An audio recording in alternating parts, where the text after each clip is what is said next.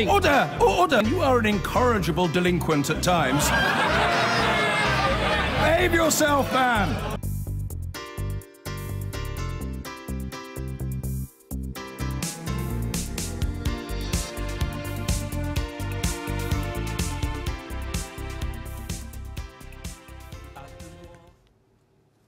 President Trump has argued publicly with Chancellor Merkel of Germany about levels of defence spending and alleged Russian influence over Germany. The two leaders are in Brussels for a NATO summit, following which Mr. Trump will then be travelling to Helsinki to hold talks with President Putin of Russia. The president said it was totally inappropriate for Germany to pay Russia billions of dollars for oil and gas, while failing to spend sufficient money on its own defence. Our Europe editor Katja Adler reports on the tense opening to the NATO summit. Such careful choreography, not showy, but precise. Disciplined detail at this opening ceremony for the NATO summit. NATO boasts that it's in control and ready to take on modern-day threats, cybercrime, cross-border terror, concerns about Russia. But there's one big element here that NATO can't control: Donald Trump, the man who openly scolds his allies, who speaks warmly of the presidents of Russia and North Korea, and who clearly wants to upend the workings of this decades-old alliance. The North Atlantic Defense Committee, composed of the 12 Atlantic Pact nations, meets for the first time. NATO, the North Atlantic Alliance, was set up to guarantee European security after the horrors of World War II. Thank you. The United States has always been the group's most powerful member. But Donald Trump now demands European countries pay their way. You know, we're protecting Germany, we're protecting France, we're protecting everybody, and yet we're paying a lot of money to protect. I think it's very unfair to our country, it's very unfair to our taxpayer. Then this astonishing, blistering attack on NATO ally Germany for its plan to build a pipeline with Russia. But Germany is totally controlled by Russia because they were getting from 60 to 70% of their energy from Russia, and I think that's very inappropriate. For her part, the German Chancellor was mentally prepared today for a ding-dong with Donald Trump. He's attacked her before over trade and NATO spending, and now her country's admittedly controversial energy deals with Russia. Water off a duck's back was the subtext of her response. Germany makes its own decisions and decides its own politics, she said. So is NATO, the cornerstone of European security, falling apart before our eyes? Not exactly. The US is more involved than ever in NATO missions, and Donald Trump blows hot as well as cold when it comes to the alliance.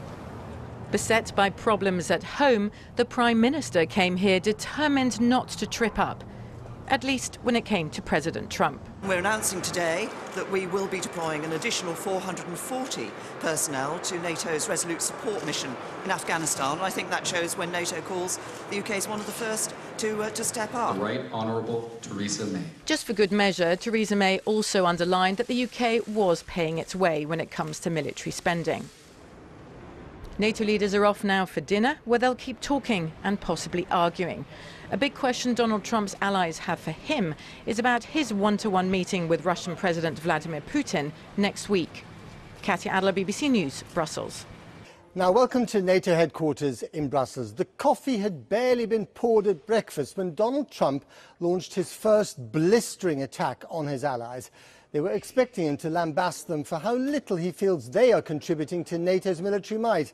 More of a surprise was when he said that Germany was totally controlled by Russia because of the gas it imported. Less fractious talk with individual leaders followed, but as he was leaving NATO HQ, he threw another grenade. He wants member states to spend 4% of their economic output on defence, twice what he previously suggested should be the minimum.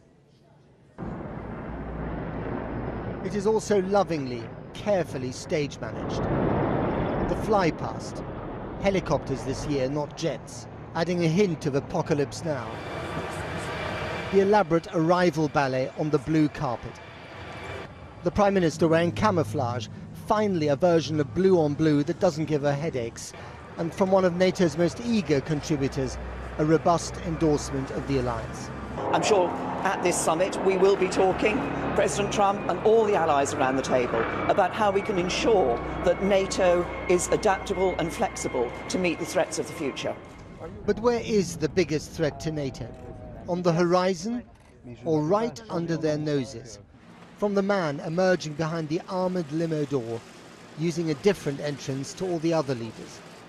Has President Trump come as friend or foe? A question that he probably thought he would never have to ask. But it is hanging over what has been arguably the most successful military alliance in history. One that has kept the peace in Europe for almost as long as he's been alive. But Germany is totally controlled by Russia. And all the best laid plans for this summit were scrambled with the eggs at breakfast.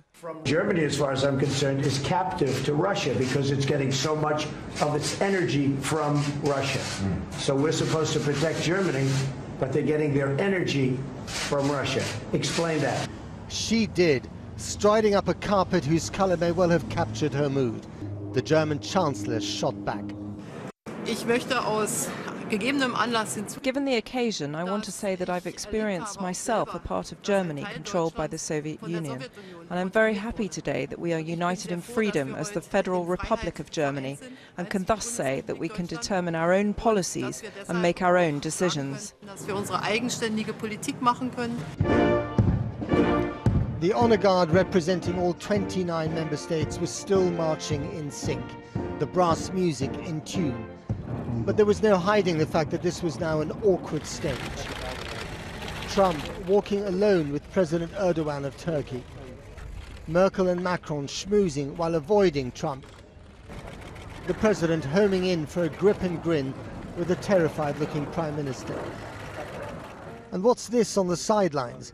Jeremy Hunt, the brand new Foreign Secretary, making history by making John Bolton laugh in public, the Trump hawk with the sharpest beak. They all looked up at the vast sky for answers, but all they found were flying objects. I caught up with the German defense minister. President Trump has gone out of his way to attack Germany, especially when it comes to NATO, when it comes to trade, when it comes to the very existence of the German government. What is your response to him? Well, we can cope with it. Because what we see is the overarching topic of NATO, and this is an alliance that is not only the strongest military alliance in the world, but also defending the same values. And those are important for us. Do you think that President Trump shares those values? I'm absolutely sure that our American friends share those values, because that's why we're together. It's defending democracy, human rights, and the rule of law. And I'm absolutely sure that the President of the United States is sharing these values. Donald Trump has a habit of turning every summit into an emotional roller coaster, picking fights on Twitter but rarely in person. So after the morning salvos and the cold shoulders, it was sweetness and light in the eyeball to eyeball. We have a very, very good relationship with the Chancellor. Trump and Merkel, from huffs to hyperboles. Trump and Macron, the bromance burnished, today trying out a different kind of manly clasp. So as Trump departs, is all good in the land of NATO? No. Turns out that he left the biggest bombshell as ever for last. As the vault door of his car closed on him, it emerged the White House would double the bar for defense spending from 2% to 4%, higher even than America's, and an almost impossible benchmark for everyone else. They call this car the Beast. Is the passenger inside showing us the art of the deal, or the wrecking ball of geopolitics? And just to make things a little bit more confusing, as he was in the Beast in his limo driving into the centre of Brussels, Donald Trump sent this tweet. Listen to this. What good is NATO if Germany is paying Russia billions of dollars for gas and energy? Why are there only 5 out of 29 countries that have met their commitments? The US is paying for Europe's protection and then loses billions on trade. Must pay 2% of GDP immediately, not by 2025. Donald Trump very much shooting from the hip with something that is also completely unrealistic. Well, earlier, Jon Snow spoke to the former US Trade Representative, Ivo Dalda, to NATO, and he started by asking if Donald Trump's calls on NATO to spend 4% of national budgets on defence was even realistic. No, it's not realistic. Even 2% is difficult for many countries. And the idea that anybody is anytime soon getting to 4% of GDP doesn't make much sense. It only makes sense if the security situation is fundamentally different than it is today, where the threat of war and the need for major investments in new capabilities is evident. That isn't the case. Even the U.S. is not spending that kind of money. So this sounds more like posturing to me than a serious proposal. He is probably right, though, that individual nations are not pulling their weight. Absolutely. This has been a complaint of American presidents since 1952, when Harry Truman first said that Europe should spend more on defense. And he is right to continue to raise it. I would argue, however, that one should also celebrate the successes that have already been made. Since 2014, when NATO made the decision to start moving towards the 2% target by 2024, $87 billion has been spent in addition to what was already being spent on defense. That's a major increase. It provides for the capabilities to enhance deterrence and defense in the East that is now being challenged and threatened by a Russia that for the first time since 1945 used force to change borders. That's an important achievement. The president can justifiably take credit for part of that, and he should, and it would be more useful if he were to do that rather than call for unrealistic spending targets that are never going to be met. Ambassador, in a few days' time, Mr. Trump will sit down with Mr. Putin, with no note-taker and just a translator. Should we be worried? Well, there's reason to think that that conversation may not necessarily be the one that one would have had between a U.S. and an American president in the past. Clearly, President Trump has made it a priority to have a good relationship with Vladimir Putin and a good relationship with Russia. My hope would be that he leaves Brussels with a united, strong NATO alliance in his back and really confront Mr. Putin on the differences that are real. The fact that Russia is engaged in chemical weapons attacks on an ally, in this case Great Britain, is hiding and supporting a leader in Syria that is using chemical weapons and that has invaded and annexed a part of Ukraine. These are real differences that should be the focus of the discussion and the hope that we can bridge them through that discussion. And my hope is that's the kind of language and the kind of attitude that the president brings to Helsinki in his meeting with the Russian president. Ambassador Daldo, thank you very much indeed for talking with us. My pleasure. Well, the UK has announced that it will send 440 more troops to serve in Afghanistan, bringing the total number of its troops there to more than 1,000. The government made the announcement ahead of discussions at the NATO summit tomorrow about military deployments in Afghanistan, which continues to be plagued by Taliban attacks. The extra troops will not be used in combat roles, but will train and advise Afghan forces. Our international editor, Lindsay Hilsum, has this report. Afghan security forces were quickly on the scene today after suicide bombers attacked the education department in the eastern Afghan town of Jalalabad, killing 10 people. They rescued the wounded, guarding the public as best they could. Yesterday, there was an attack on the Jalalabad intelligence headquarters. The Taliban remains stubbornly active, and which is why NATO has requested more British military trainers. We're announcing today that we will be deploying an additional 440 personnel to NATO's Resolute Support mission in Afghanistan. And I think that shows when NATO calls, the UK is one of the first to step up.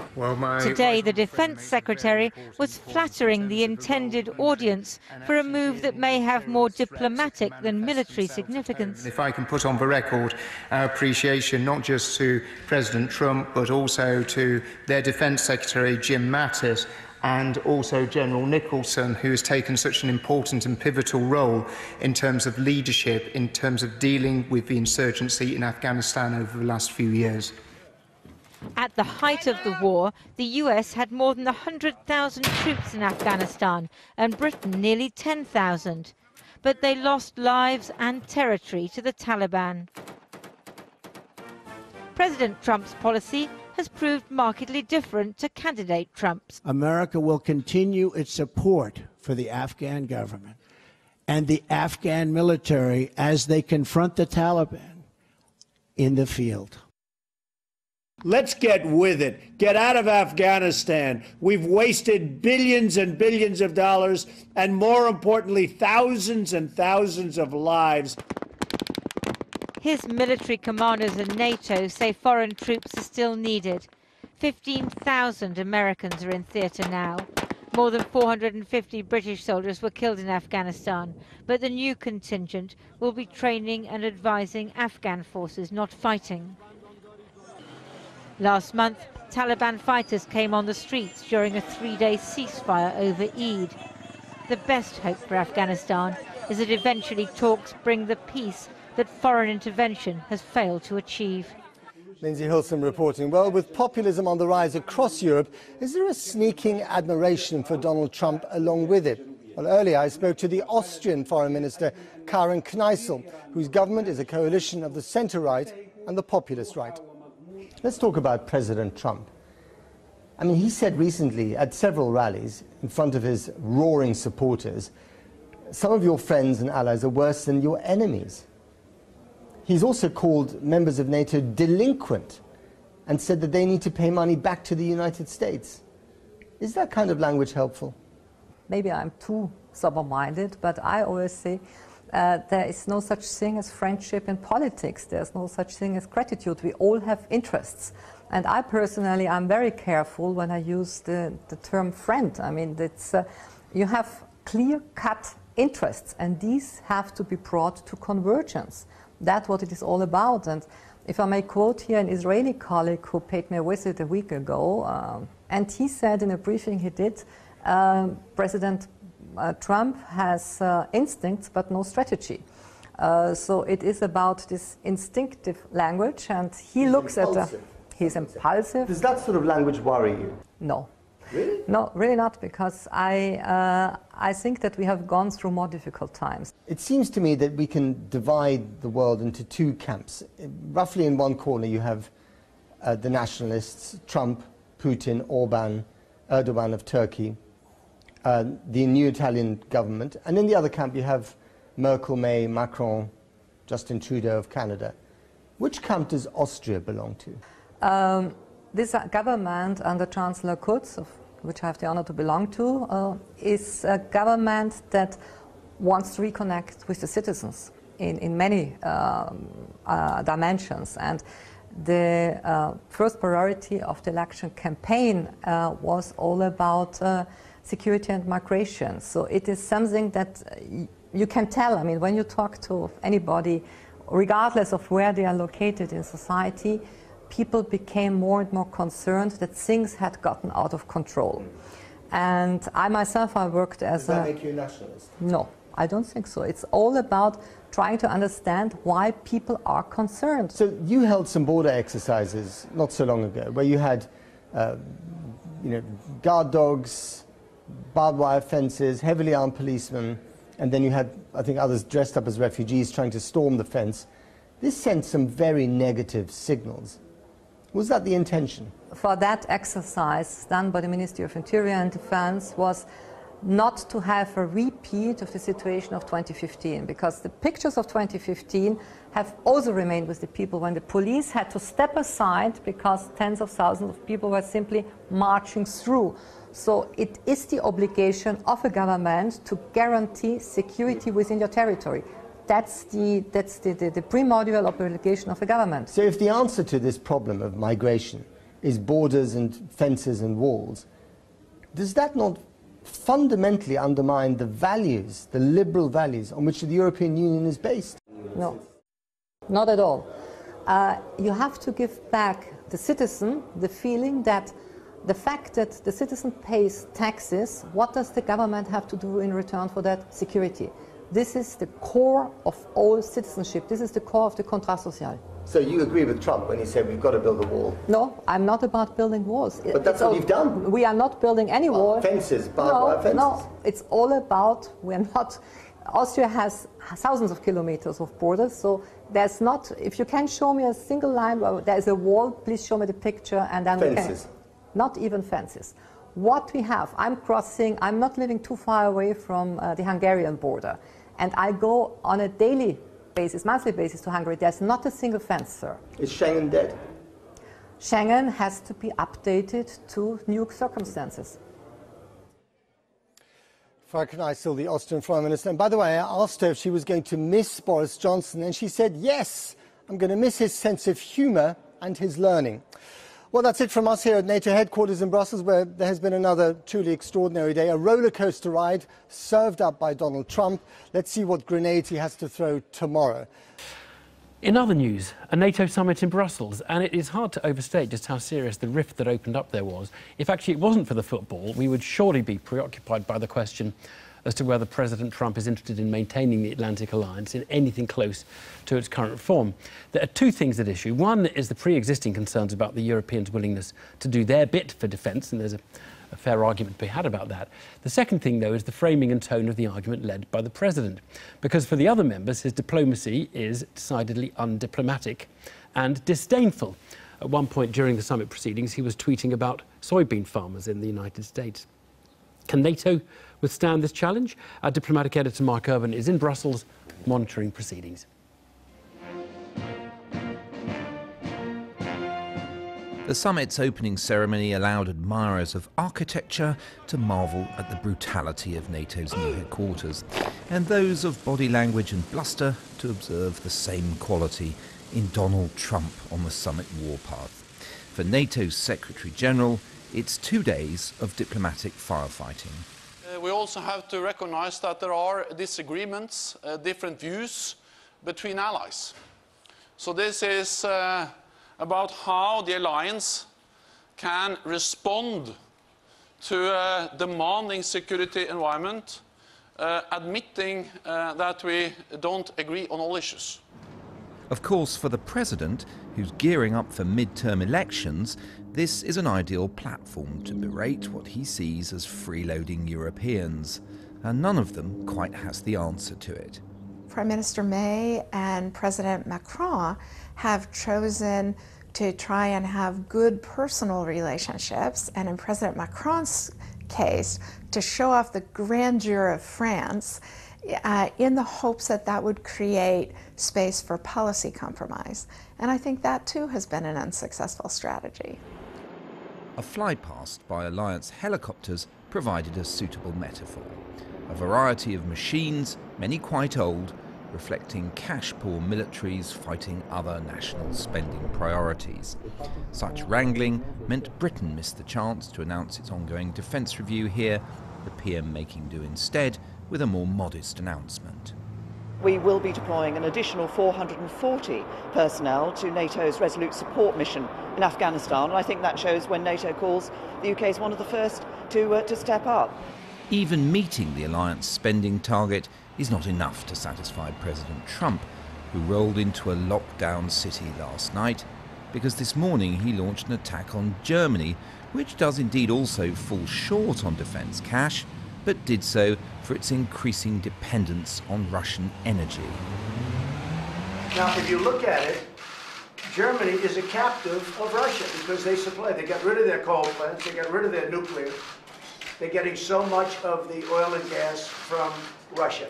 I think it's something that NATO has to look at. I think it's very inappropriate. You and I agree that it's inappropriate.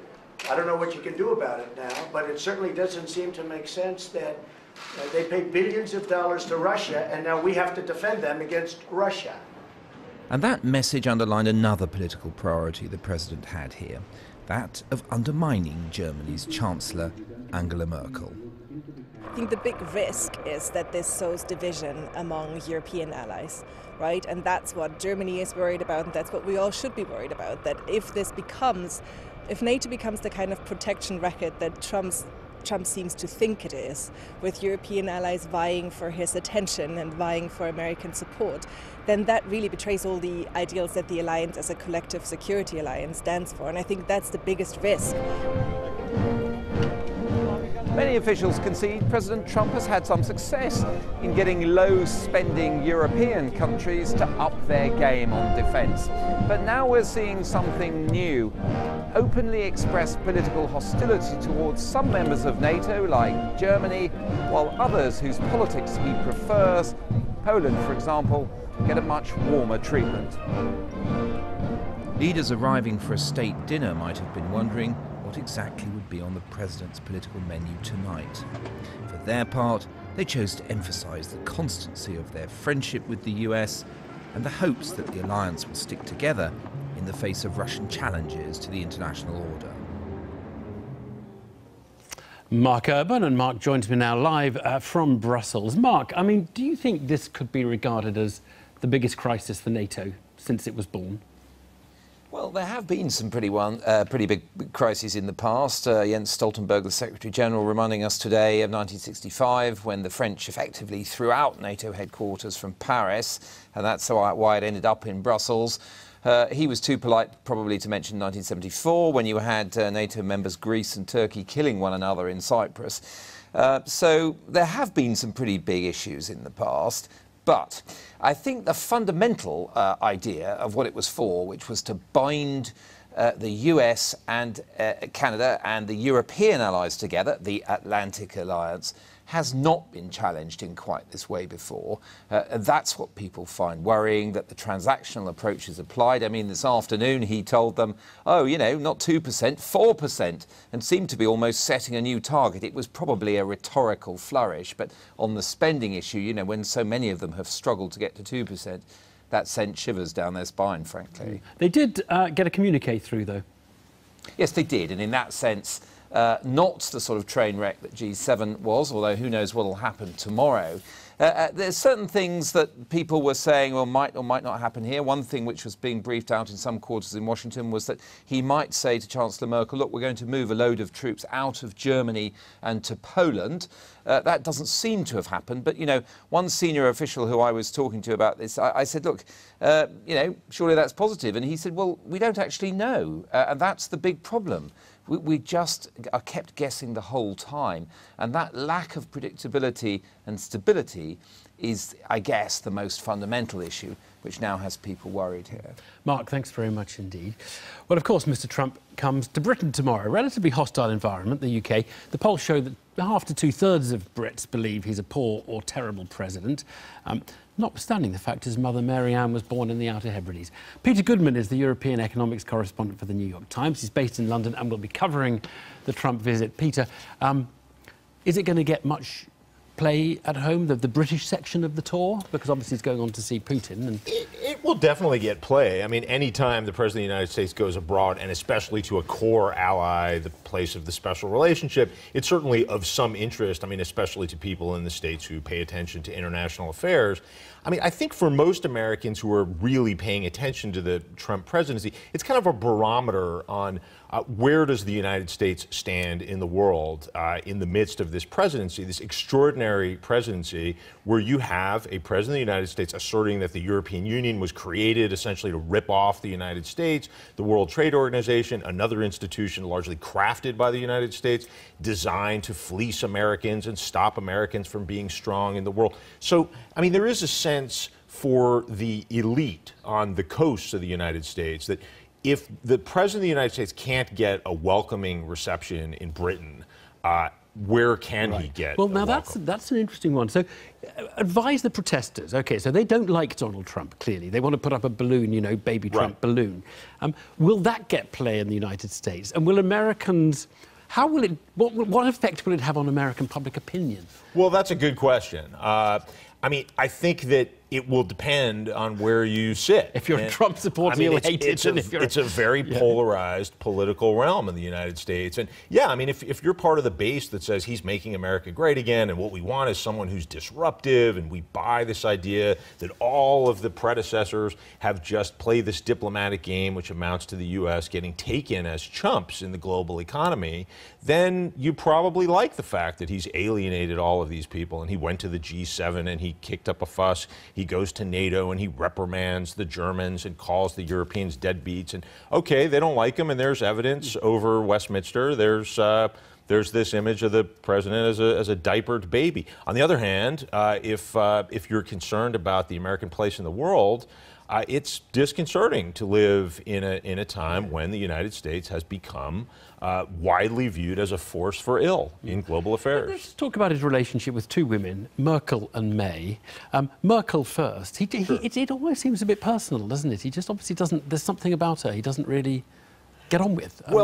I mean, this is a president who has troubles with women in general, if we believe what we hear from many women who have been subjected to various forms of ill treatment and sexual harassment, as many would assert. Now, Merkel is a strong, strong-willed, intelligent woman who says what she believes, and what she believes is very different than what Donald Trump seems to believe. I mean, she let in migrants. This is anathema to Trump, who wants to build a wall on the Mexican border. Okay, so you can see political differences and maybe personal style differences. What about Theresa May, though, that relationship? It's been very odd. You know, she was the first to go and see him when he was elected.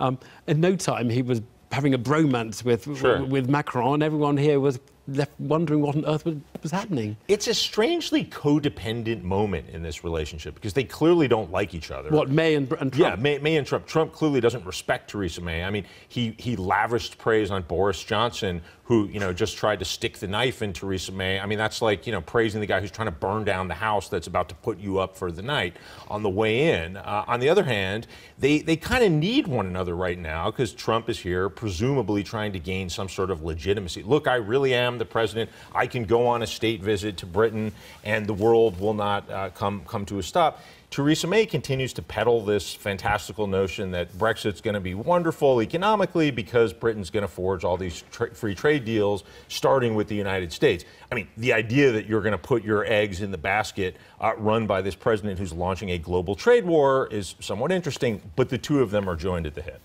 Peter Goodman, thanks very much. Thank indeed. you. It all kicks off tomorrow.